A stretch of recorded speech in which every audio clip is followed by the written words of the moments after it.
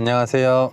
JJ 스토리 제이파파입니다. 오늘은 지금 장박을 가면서 여러분들에게 장박지 선택하고 뭐 이런 거에 대한 그런 팁들을 좀 드리려고 제가 운전을 하면서 잠깐 카메라를 켰습니다. 작년에 장박의 정석이라는 제목으로 이제 글을 썼었는데 굉장히 많은 분들이 도움이 됐다고, 고맙다고 뭐 이런 댓글들 남겨주시고 뭐 이래가지고 올해는 영상으로 한번 이걸 찍어가지고 많은 분들한테 좀 팁을 드렸으면 좋겠다라는 생각에 지금 카메라를 켰는데요. 어떤 것들을 고려해야 되는지 뭐 이런 것들에 대해서 말씀을 드릴 건데, 이거는 카라반이나 텐트나 마찬가지일 것 같아요. 그래서 텐트 치시는 분들도 영상 끄지 마시고 한번 얘기를 좀 들어보시면 몇 가지는 좀 도움이 될 만한 그런 이야기일 것 같습니다.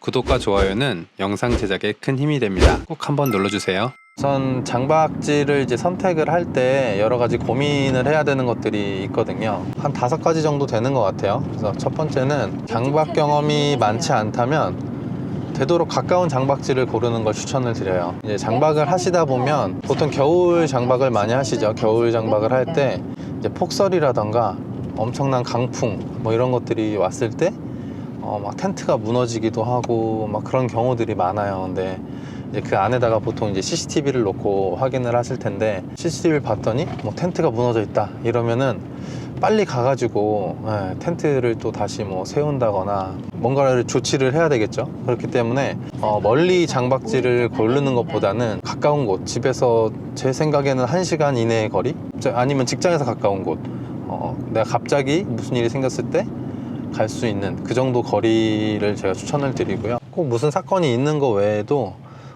사실 장박의 묘미는 되게 자주 가는 거예요. 매주 가서 놀다가 오는 그런 건데, 멀리 있다 보면 사실 좀 지칠 수 있거든요. 그래서 자기가 계속 가도 지치지 않는 거리를 선택하는 것이 좋습니다. 그래서 저는 뭐 장박 이렇게 좀 멀리 내가 가보지 않은 곳에서 장박하는 것도 좋지만 매주 가는 거를 좀 고려를 하셔가지고 매주 갔을 때 내 체력이 그 받침이 되는지, 지치지 않을지 뭐 이런 것들을 고려하셔서 거리를 산정하는 것이 굉장히 중요하다고 생각을 하고요.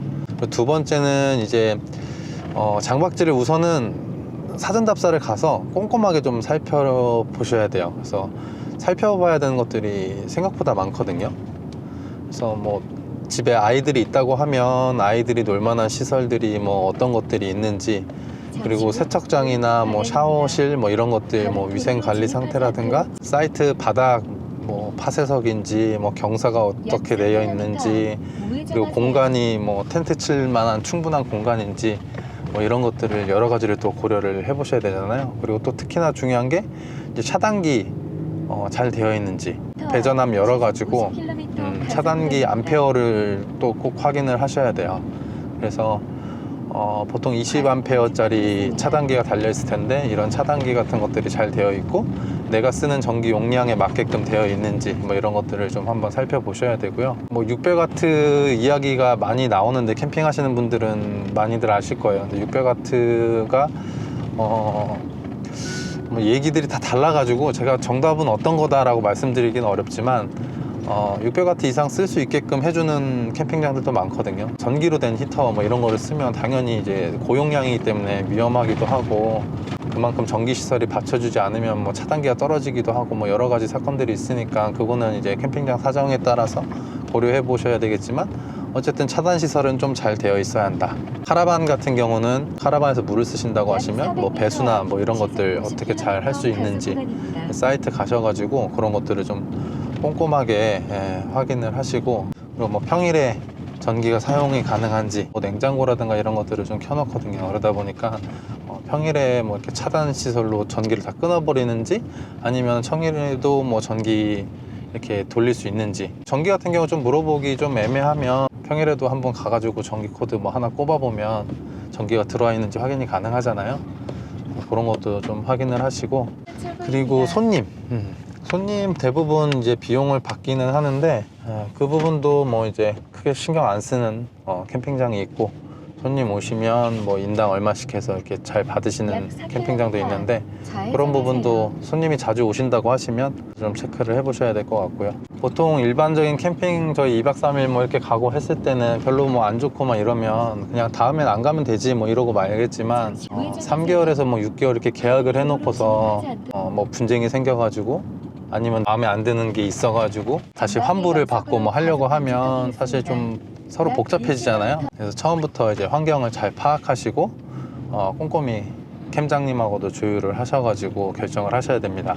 뭐 캠핑장마다 좀 달라요. 그래서 뭐 주말만 또 이용할 수 있는 캠핑장도 있고 아니면은 뭐 평일에 와서 그냥 해도 된다 뭐 이런 캠핑장도 있고 하기 때문에 그런 부분도 한번 캠장님한테 여쭤보고 궁금한 것들은 최대한 많이 물어보셔가지고 조율을 하시는 게 좋을 것 같습니다. 그리고 저는 이제 좀 안전 뭐 이런 것들을 좀 많이 신경 쓰는 타입인데 뭐 아이들이 노는 놀이기구라든가 차량이 어떻게 이동하는 뭐 그런 길들 안전에 관련된 것들도 좀 꼼꼼히 체크를 하고요. 시설에 관련된 부분은 그 정도 고려해 보시면 될 것 같고요. 그리고 뭐 이제 자주 물어보시는 것 중에 캠핑장 비용에 대해서 좀 많이들 물어보세요. 그래서 캠핑장 장박 비용 같은 경우는 진짜 너무 천차만별이에요. 그래서 뭐 정답이 있지는 않지만 제가 보통 좀 알아보면 서울 인근 같은 경우는 30에서 40만 원 사이인 것 같아요. 그래서 좀 시설 괜찮고 뭐 이런 데들은 조금 비싸기도 하고 교통편이 좋은 그런 곳들은 조금 비싸기도 한데 보통은 그 정도 하고 제가 있는 캠핑장은 이제 5개월 했을 경우에 월 35씩 뭐 이런 기간에 따라서 금액이 좀 조절이 되거든요. 그래서 만약에 뭐 3달을 한다거나 뭐 이러면 조금 비싸질 수도 있고 더 오래 한다고 하면 조금 싸질 수도 있고 그런 정도의 가격입니다.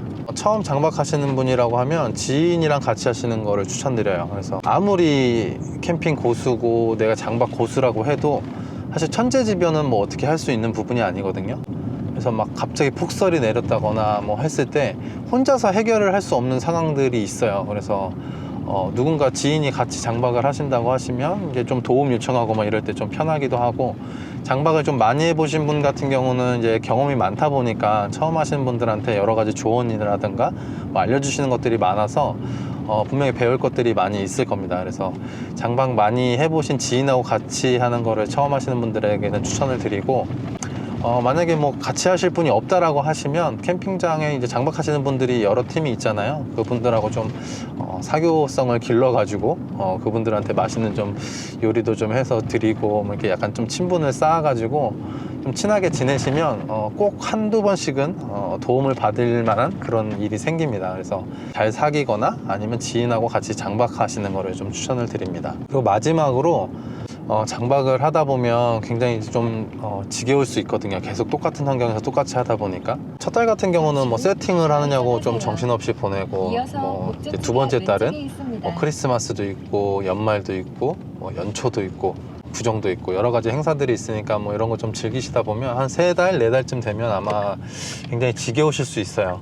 근데 그럴 때 이제 주변에 이제 관광하실 수 있는 시설들이 있으면 좋거든요. 그래서 캠핑장 주변도 좀 확인을 하셔가지고 관광할 수 있을 만한 그런 곳을 찾아가지고 장박을 하시면 도움이 될 것 같습니다. 오늘 제가 해드릴 조언은 여기까지고요.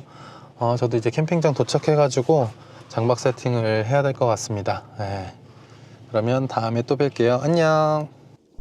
다음 영상은 장박 장인의 장박 세팅편입니다. 다음 영상에 장박 꿀팁을 많이 준비했으니까요. 구독 눌러주시고 다음 편을 기대해주세요. 구독과 좋아요는 영상 제작에 큰 힘이 됩니다. 꼭 한번 눌러주세요. 시청해주셔서 감사합니다.